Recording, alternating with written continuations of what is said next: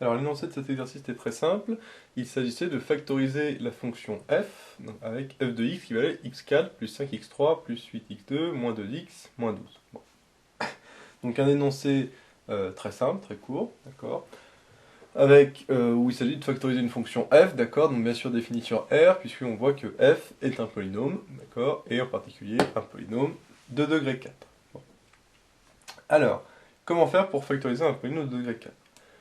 C'est la même que pour factoriser n'importe quel polynôme, d'accord. Il faut trouver des racines, d'accord. Pourquoi? Parce que le principe de base quand on factorise un polynôme, c'est que si a est une racine de polynôme, d'accord, donc a vaut 2, 3, 4, 5, ce qu'on veut, d'accord, et bien, c'est-à-dire on peut factoriser le polynôme par x moins a. Tout le temps, tout le temps, tout le temps, d'accord. Donc si 2 est racine de ce polynôme, on pourra le factoriser par x moins 2. Si 8 est racine de ce polynôme, on pourra le factoriser par x moins 8.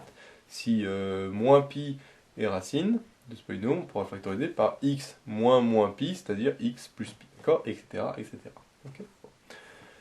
Alors, une fois qu'on aura trouvé une racine, on pourra le factoriser par x moins a, donc ça c'est de degré 1, donc comme en tout c'est de degré 4, et bien ce sera, le facteur ce sera un polynôme de degré 3. Parce que d'accord, si c'est pour 1, pour avoir 4, il faut 3, d'accord, parce que les degrés s'ajoutent.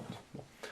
Et le polynôme de degré 3 qu'on aura obtenu, ben on recommencera, on trouvera une racine pour avoir du coup encore un autre du coup fois x moins b, d'accord, si b est racine du deuxième polynôme, d'accord, et donc fois cette fois-ci un polynôme de degré 2, parce que pour avoir un polynôme de degré 3, enfin un polynôme de degré 1 et de degré 2, d'accord. Et le polynôme de degré 2, lui on peut le factoriser, parce que lui on sait factoriser un polynôme de degré 2 facilement, en trouvant les racines, delta égale b carré moins 4ac, etc. D'accord. Bon. Mais si on avait un polynôme plus haut, on aurait fait pareil, hein, d'accord. À chaque fois, on trouve une racine, comme ça, hop, on diminue le degré, on trouve une deuxième racine, on rediminue le degré, etc., etc., jusqu'à avoir, jusqu'à ce que ce soit irréductible, c'est-à-dire que le polynôme qui nous reste n'ait plus de racine, d'accord. Parce que là, on a le polynôme de degré 2, ça se trouve, il n'aura plus de racine, d'accord. Le delta sera négatif, et puis à ce moment-là, on s'arrêtera là, d'accord. Bon. Alors, toute la difficulté, bien sûr, c'est de trouver aussi ses racines. Parce que, encore, quand c'est de degré 2, on va faire delta, b carré moins 4ac, etc. Mais quand c'est un degré supérieur, ça, on ne sait pas faire. Bon. La seule manière qu'on a, enfin, on a deux manières, c'est que la première, c'est qu'ils nous disent, par exemple, dans l'énoncé, ils nous disent calculer f de 1, par exemple, d'accord. Ils nous disent calculer f de 1, d'accord, on fait f de 1 égale, égal, égal. Si à la fin, on trouve 0, ça voudra dire que 1 est racine du polynôme, d'accord, de la fonction f, donc ça peut dire qu'on pourra factoriser par x moins 1, d'accord. Il peut nous demander calculer f de 4, d'accord, on calcule f de 4, donc on remplace le x par 4. Si à la fin on trouve 0, c'est-à-dire que 4 sera racine, et donc on pourra factoriser par x moins 4. Bon. Sauf que là, il ne disait rien dans l'énoncé. Donc ça nous de débrouiller nous-mêmes, d'accord. Une des possibilités, c'est une autre possibilité, par exemple, c'est de faire la calculatrice, de regarder, de tracer la courbe, de regarder à peu près où ça coupe, et donc après, si on voit que ça coupe à peu près à 2, ben on se dit, bah, tiens, je vais calculer f de 2 pour voir si ça marche, d'accord. Bon, ça, normalement, ça se fait pas, enfin, ça se fait pas trop, dans le sens où on a quand même rarement la calculatrice, donc si on l'a, on peut faire ça, mais si on ne l'a pas, bah, ça, on oublie, d'accord. Donc la deuxième grande méthode, c'est de trouver ce qu'on appelle des racines évidentes. Qu'est-ce que c'est les racines évidentes? C'est 0, 1, 2, moins 1 et moins 2. D'accord. C'est-à-dire qu'on calcule en fait f de 0, f de 1, f de 2, f de moins 1, f de moins 2. D'accord. Et puis on regarde est-ce que ça fait 0. D'accord. À ce moment-là, ça voudra dire que si on calcule f de 2 et que ça vaut 0, c'est-à-dire que 2 est racine. Bon. Alors, pourquoi ça et pas d'autres? Bah, tout simplement parce que c'est les plus simples. Parce que là, par exemple, 2 puissance 4, 2 puissance 3, etc., ça reste quand même assez simple. Dès qu'on passe à 3, 3 puissance 4, 3 puissance 3, etc., de tête, c'est déjà un petit peu plus dur. Ça se fait, mais c'est plus dur. On peut tout à fait aller 3, 4, 5, 6, on peut tous les faire, il n'y a aucun souci. Mais de tête, c'est quand même un petit peu plus dur. Donc, moi, je me limite toujours à 0, 1, 2, moins 1, moins 2. C'est quand même... ça peut toujours se faire de tête, et c'est quand même très très rapide de faire ça. Donc, on va essayer ça, et puis si ça marche, tant mieux. Si ça marche pas, ben, on essayera, du coup, on trouvera une autre méthode. Bon. Mais dans la plupart des cas, s'ils ne disent rien, c'est que c'est une racine évidente. Alors c'est parti, donc on va commencer par 0, donc 0 c'est facile, hein, 0, 0, 0, 0, moins 12. Donc 0 plus 0 plus 0 plus 0 moins 12, ça fait moins 12, donc c'est pas racine évidente. Donc on oublie, d'accord? 1, donc 1 puissance 4 ça fait 1, 1 puissance 3 ça fait 1, donc à chaque fois ça fera 1. Donc en fait on garde juste les coefficients, donc ça fait 1, plus 5, 6, plus 8, 14, moins 2, 12, moins 12, 0. Ah, 1 est racine évidente. D'accord? Parce qu'on vient de calculer f de 1. On vient de voir que f de 1, d'accord? Alors je ne vais pas écrire le calcul, hein. Normalement on écrit le calcul, c'est-à-dire qu'on écrit 1 au puissance 4, plus 5 fois 1 puissance 3, plus 8 fois 1 au carré, moins 2 fois 1, moins 12, égal, égal, égal, et à la fin on trouve que ça vaut 0. D'accord? Donc si ça vaut 0, ça veut dire que 1 est racine. D'accord? Que 1 est racine du polynôme, d'accord? Et donc, ça veut dire qu'on peut factoriser par x-1, tout simplement, d'accord? Donc, du coup, les autres, je ne vais pas les essayer, d'accord? Mais voilà, je peux, du coup, factoriser par x-1. Alors, je dis je ne vais pas les essayer, mais on aurait pu quand même faire. Pourquoi? Parce que, si on voit par exemple que 2 aussi est racine évidente, du coup, on pourra factoriser directement par x-1 fois x-2, d'accord? Parce que c'est aussi racine, donc on peut le factoriser par x-1 et par x-2. Donc tant qu'à faire, on factorise directement par les deux d'un coup, c'est-à-dire x-1 fois x-2. Et ça c'est mieux parce que c'est beaucoup plus rapide et c'est plus simple. D'accord? Bon, imaginons que là on ne le fasse pas, c'est-à-dire qu'on fait d'abord, je vais factoriser par x-1. D'accord? Alors pour factoriser par x-1, deux possibilités. Soit on fait la division euclidienne, d'accord? Soit on fait par identification. Alors, on va d'abord faire la division euclidienne, et on va voir que c'est quand même la méthode plus simple, méthode par identification, ça se fait aussi, mais on va voir que c'est un petit peu plus long. Alors, faisons la première méthode, qui est ce qu'on appelle la division euclidienne. Alors, on écrit, en fait, le polynôme, d'accord, 5x3, plus 8x carré, moins 12x, moins 12, d'accord, et on pose la division, hein, comme au CP, tout simplement, c'est-à-dire que là, on met x moins 1. D'accord? Parce qu'on divise par x-1, d'accord? Et donc, on va trouver le quotient, d'accord? Et du coup, ça voudra dire que ça, c'est égal à ça fois ça, d'accord? Comme on sait que c'est dit, forcément le reste sera nul à la fin, mais s'il y avait un reste, hein, à ce moment-là, ça égale ça fois ça, plus ça. Ici, c'est pas le cas, puisque on sait qu'on peut le factoriser par x-1, d'accord? Alors, quelle est la technique? La technique, elle est très simple. On garde toujours le plus haut, d'accord, et le plus haut d'ici, à chaque fois, d'accord? Et puis en fait, on va voir qu'on va éliminer au fur et à mesure. C'est-à-dire que dans x4, il y a combien de x? Si on a x4, c'est x fois quoi? C'est x fois x puissance 3, d'accord? Parce que x fois x puissance 3, ça fait bien x puissance 4, d'accord? Donc là, qu'est-ce que je mets sur la ligne du dessous? Je mets x3 fois ça, c'est-à-dire x fois x3, ça fait x puissance 4, et x3 fois moins 1, ça fait moins x puissance 3. D'accord? J'aligne bien les x puissance 4 avec les x puissance 3, les x carré, etc.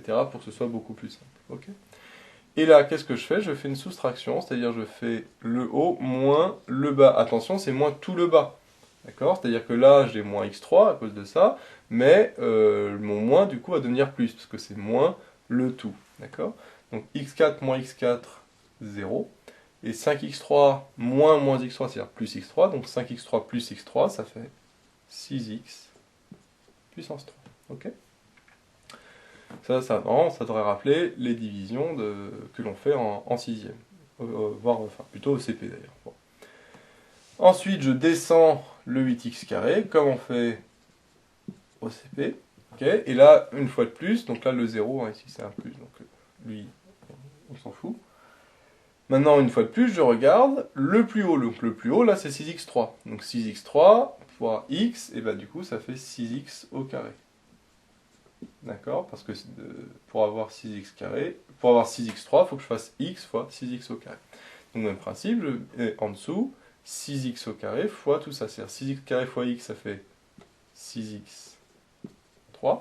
Et moins 1 fois 6x carré, ça fait moins 6x au carré. D'accord? Bien sûr, c'est moins tout ça. 6x3 moins 6x3, ça fait 0. Et 8x2 moins moins 6x2, ça fait 8x2 plus 6x2. Donc ça fait 14x 2. D'accord? Là, je vais un petit peu plus vite parce que maintenant on a compris le principe. Ok?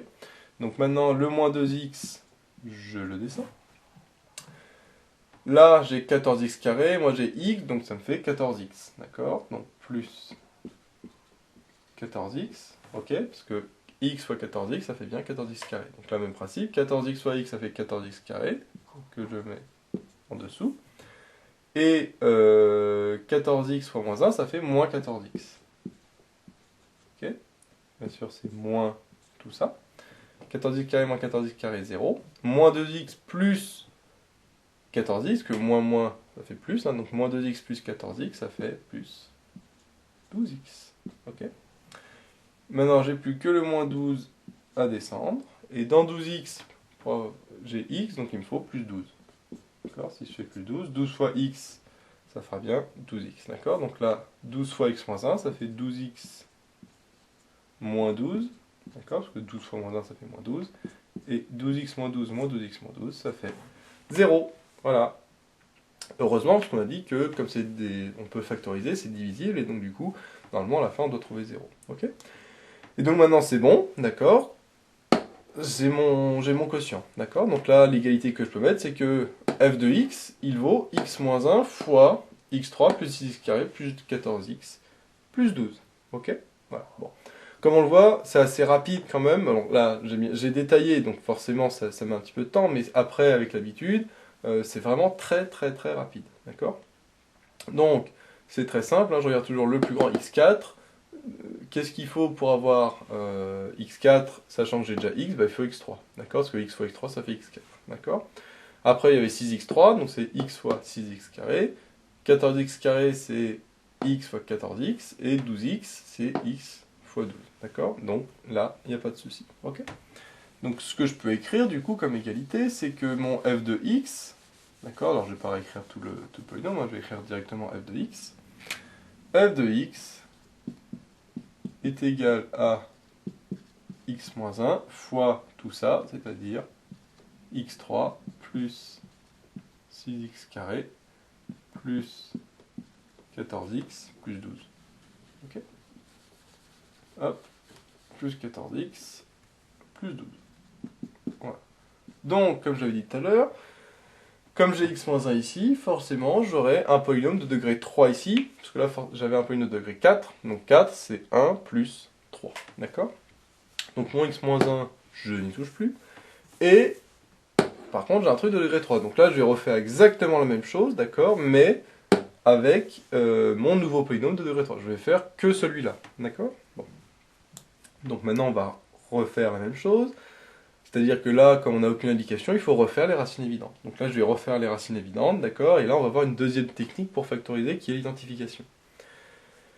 Allons-y. Donc, on rappelle, hein, c'est 0, 1, 2, moins 1, moins 2. 0, si je remplace par 0, d'accord? Ça fait 0 au cube, donc 0, 6 fois 0, 0, 14 fois 0, 0, donc 0, plus 12, ça fait 12. Donc comme ça fait 12, ça fait pas 0, donc j'annule. J'essaye 1, 1 au cube, ça fait 1, 6 fois 1, ça fait 1, donc 7, plus 14 fois 1, ça fait 21, plus 12, ça fait certainement pas 0, donc voilà. Bon, petite remarque, je n'ai même pas besoin d'essayer 2, pourquoi? Parce que là, ça va être positif, positif, positif, positif. D'accord? Et comme j'additionne tout ça, si j'additionne des nombres positifs, ça va certainement pas me donner 0. Donc, même le 1, j'aurais très bien pu ne pas le faire, puisque je vois que je n'ai que des plus. Si je n'ai que des plus, avec des chiffres positifs, ça va me donner forcément un truc positif, ça va jamais me donner 0. Donc, tout ce qui est positif, on oublie. Donc maintenant, j'essaye du coup les deux derniers, c'est-à-dire moins 1 et moins 2. Moins 1 au cube, ça fait moins 1. Moins 1 au carré, ça fait 1, donc 6 fois 1, 6. 6 moins 1, donc ça fait 5. Ok. 5, 14 moins 1, ça fait moins 14. Donc 5 moins 14, ça fait moins 9. Plus 12, ça fait pas 0. Donc, on oublie. D'accord? Le dernier, c'est moins 2. Alors, moins 2 au cube, ça fait moins 8. Okay. 6 fois moins 2 au carré, ça fait 4. 6 fois 4, 24. Donc là, j'ai 24 moins 8. Donc 24 moins 8, ça fait 16. D'accord? Donc là, j'ai 16. Okay. Là, j'ai 4 fois moins 2. 4 fois moins 2, ça fait moins 28. Okay. Donc là, j'ai 16 plus 12, 28. Moins 28, 0. Ah! Apparemment, moins 2, ça donne 0. D'accord? Donc là, je viens calculer que ça, En remplaçant x par moins 2, ça vaut 0. Donc ça veut dire que moins 2 est racine de ce polynôme-là. D'accord? Donc ça veut dire que ce polynôme-là, je peux le factoriser par x moins 2. D'accord? Attention, parce que c'est x moins moins 2, donc ça fait x plus 2. Voilà. Donc je peux factoriser ce polynôme de degré 3 par x plus 2. Attention, il faut bien penser, c'est x moins a. Hein. Donc si le a est négatif, hein, comme ici, du coup ça fera x plus quelque chose. Ok? Donc c'est parti, je vais factoriser par x plus 2. Alors, l'autre technique, comme on a dit, c'est de faire l'identification. C'est-à-dire que là, je vais dire que x3 plus 6x carré plus 14x plus 12 est égal donc à x plus 2, comme on a dit, okay, et fois quelque chose. Alors qu'est-ce que c'est que ce quelque chose? Bah là, comme c'est un polynôme de degré 3, là j'ai un polynôme de degré 1, donc forcément il faut ici j'ai un polynôme de degré 2. Parce que comme les degrés s'additionnent, ce sera 1 plus 2, forcément qui vaut 3. Donc là forcément j'ai un polynôme de degré 2. Polynôme de degré 2, ça s'écrit ax carré plus bx plus c. D'accord? Voilà. Et là, ce que je vais faire, c'est que je vais développer tout ça et puis identifier les coefficients. C'est-à-dire que là, je vais développer, ça fait x fois ax carré, donc ça va faire ax au cube. X fois bx carré, fois bx, je veux dire, ça fait bx carré. X fois c, ça fait cx. 2 fois ax carré, ça fait 2ax carré, etc. etc. D'accord? Maintenant, je vais regarder qu'est-ce que j'ai comme coefficient. Je vais regrouper les x au cube, les x carré, les x, etc. Et puis, je vais identifier les coefficients. Je vais dire, là, en x au cube, il y a a, et là, en x au cube, j'ai 1. Donc, le a vaut 1. D'accord? En x carré, j'ai b plus 2a, et là, en x carré, j'ai 6. Donc, b plus 2a vaut 6, etc. etc. Bon. Alors, comme c'est un petit peu long, on va utiliser une petite astuce. La petite astuce, c'est la suivante, c'est que là, on a trois inconnus, A, B et C. On peut aller un peu plus vite. Quand on fait une factorisation comme ça par identification, on peut toujours trouver le coefficient le plus haut et le coefficient le plus bas. Pourquoi? Parce que le coefficient le plus haut va donner le terme le plus haut, le terme de degré le plus haut, alors que le coefficient le plus bas va donner le terme de degré le plus bas. D'accord? Il n'y en aura qu'un seul, d'accord? C'est-à-dire que là, en x au cube, je n'aurai que x fois x carré, fois ax carré, je veux dire, d'accord? Donc là, j'aurai que ax au cube. Donc si j'ai ax au cube et si j'ai x au cube, forcément, le a, il vaut 1. Donc je peux enlever le a, d'accord?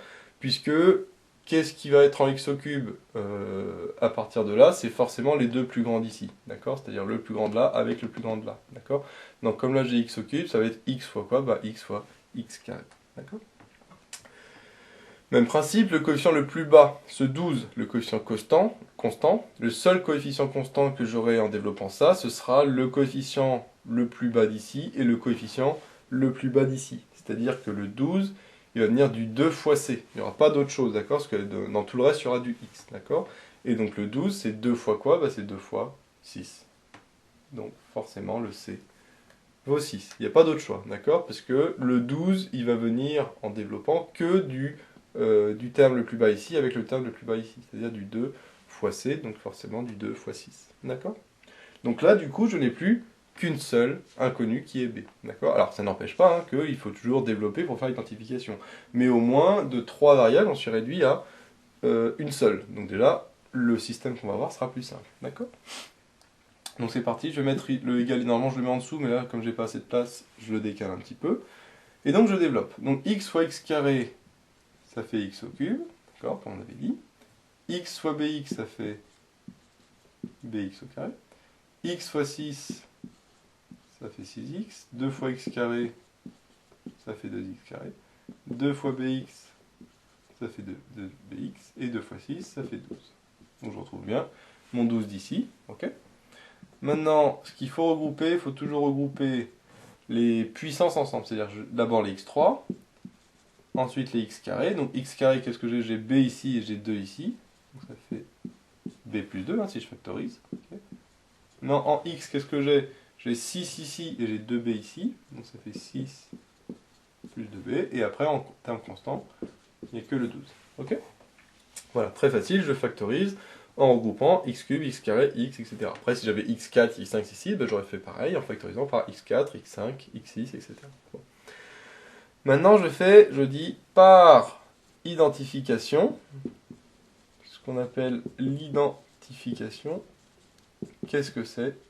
Ben, c'est tout simplement que je dis que le coefficient du x au cube, ici, c'est le coefficient du x au cube ici. Donc ça fait 1 égale 1. Donc en fait, il n'y a pas d'intérêt, hein, parce que c'est la même chose, d'accord? Pareil pour le 12, hein, 12 égale à 12, donc même principe.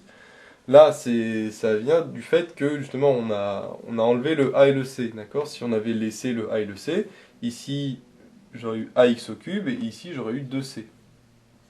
D'accord? Donc à ce moment-là, j'aurais dit que a vaut 1, puisque ici, j'ai ax au cube, ici j'ai x au cube, donc le a vaudrait 1, donc hop, c'est rapide. Et ici, le 2c vaudrait 12, donc ça ferait c égale 6, d'accord? Sauf que nous, on l'a fait directement de tête, donc il n'y a pas de souci. Ok? Donc je vais plutôt identifier le coefficient x carré. Le coefficient x carré ici, c'est 6, et le coefficient x carré ici, c'est b plus 2. Ok? Donc voilà, c'est-à-dire que le coefficient x carré ici, c'est 6, et le coefficient x carré ici, c'est b plus 2, et forcément ils sont égaux, puisque les deux polynômes que j'ai là et là sont égaux. D'accord? Parce que c'est un égal entre les deux. Le coefficient x ici, c'est 14, et le coefficient en x ici, c'est 6 plus 2b. Donc ça veut dire que 14 égale 6 plus 2b. Ok.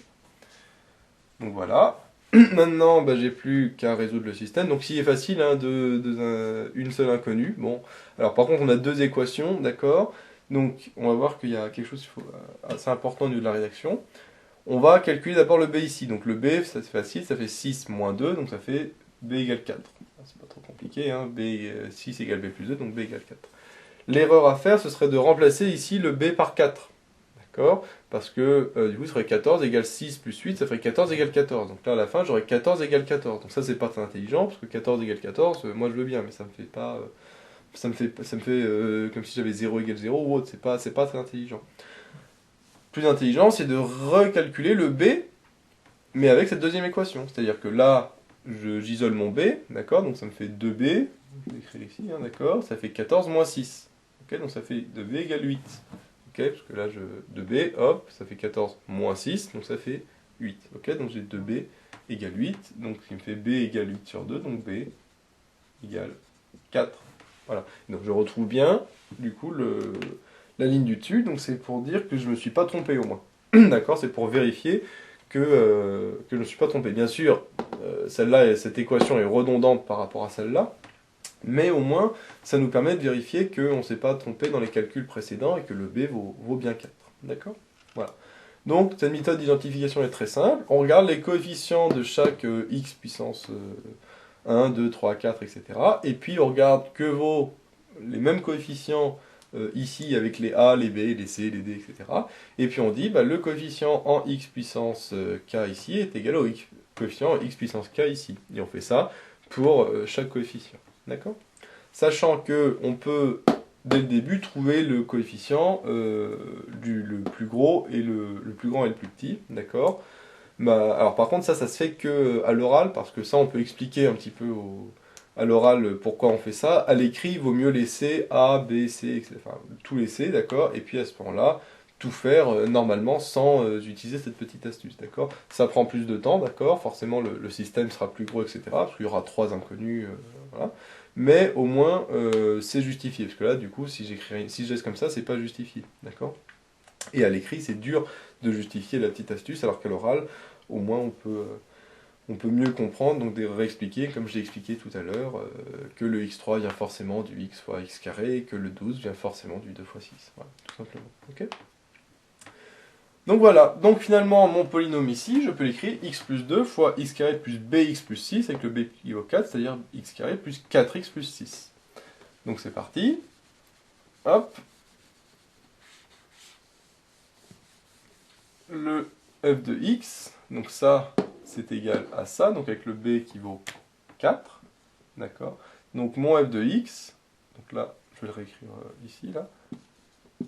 Mon f de x, il vaut x moins 1 fois ça, c'est-à-dire x plus 2 facteur de x carré plus 4x plus 6.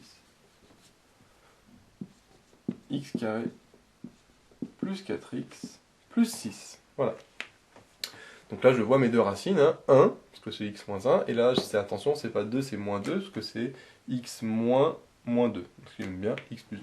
Okay, Donc on se retrouve avec un polynôme de degré 2, et donc là on va recommencer, on va rechercher les racines. Sauf que là, comme c'est un polynôme de degré 2, on peut faire directement le delta, etc. Plutôt que de faire les racines évidentes, d'accord, on peut faire directement le delta. Delta, b carré moins 4ac, donc là je vais vite, b carré, donc ça fait 4 au carré, donc ça fait 16, d'accord. Moins 4ac, c'est-à-dire 4 fois 1 fois 6, ok. Donc ça fait 16 moins 24, et 16 moins 24, ça fait moins 8. C'est négatif, d'accord. Donc il n'y a pas de racine.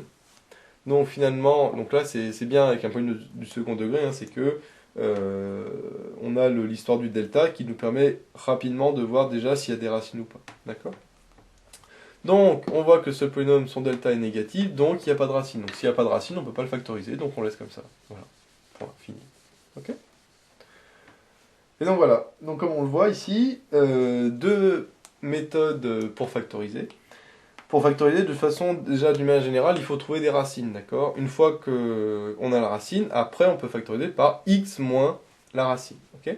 Donc pour trouver une racine, soit on nous demande de calculer f de 1, f de 2, f de 4, etc. Donc pour forcément trouver 0, hein, ça on s'en doute, ok. On va trouver qu'est-ce que ça vaut.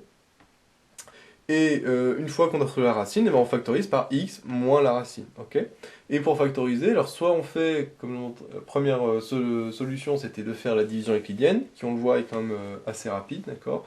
Deuxième solution, c'est de faire par identification, avec en plus à l'oral, on peut aller un petit peu plus vite sur le plus grand et plus petit coefficient, ok. Les deux méthodes se valent, hein, d'accord, après voilà.